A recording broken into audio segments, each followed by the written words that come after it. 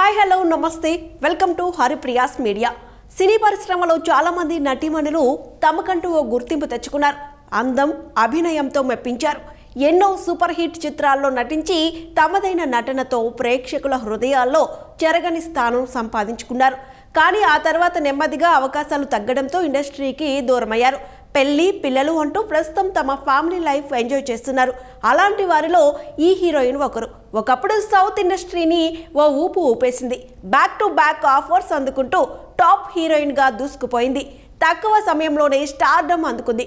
తొలి సినిమాతోనే block buster hit సొంతం చేసుకుని అప్పట్లో కుర్రాళ్ల గుండెల్లో గుడి కట్టుకుంది. కానీ ఆ తర్వాత ఈ వయ్యారికి ఆశించినంతగా ఆఫర్స్ రాలేదు. ఇంతకీ ఆ హీరోయిన్ ఎవరో తెలుసా? ప్రస్తుతం సినిమాలకు దూరమైన రాజకీయాల్లో బిజీగా ఉంది. తనే హీరోయిన్ నమిత. సూరత్కు చెందిన నమిత 17 ఏళ్లకే మిస్ సూరత్గా ఎంపికైంది. ఆ తర్వాత 2001లో మిస్ ఇండియా పోటీల్లో 4వ స్థానం సంపాదించుకుంది.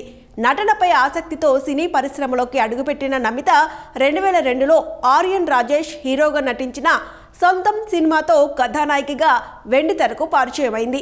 ఈ సినిమా అప్పట్లో మ్యూజికల్ హిట్. దీంతో వెంటనే విక్టరీ వెంకటేష్ సరసన జెమిని సినిమాలో ఛాన్స్ అందుకుంది. తెలుగులో ఒక రాజు ఒక రాణి, ఓ రాధా ఇద్దరు కృష్ణుల పెళ్లి, అయితే ఏంటి, నాయకుడు, వ్యాపారి, జగన్మోహిని వంటి చిత్రాల్లో నటించింది. తెలుగు, తమిళంలో పలు చిత్రాల్లో నటించిన నమితకు ఆ తర్వాత నెమ్మదిగా అవకాశాలు తగ్గిపోయాయి. అదే సమయంలో ఈ బ్యూటీ కాస్త బొద్దుగా మారిపోయింది. దీంతో ఆఫర్స్ రాలేదు. చాలా కాలం గ్యాప్ తీసుకున్న Namitha young rebel star Prabhas నటించిన బిల్లా సినిమాలో సెకండ్ హీరోయిన్గా కనిపించింది.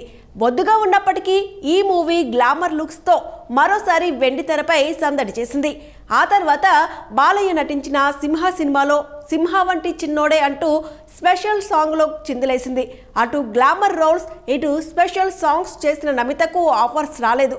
దీంతో కొన్నాళ్ల పాటు సైలెంట్ అయిన నమిత 2017లో నటుడు, వ్యాపారవేత్త వీరేంద్ర చౌదరిని వివాహం చేసుకుంది. వీరికి 2022లో కవలలు జన్మించారు. ప్రస్తుతం నమిత రాజకీయాల్లో బిజీగా ఉంది.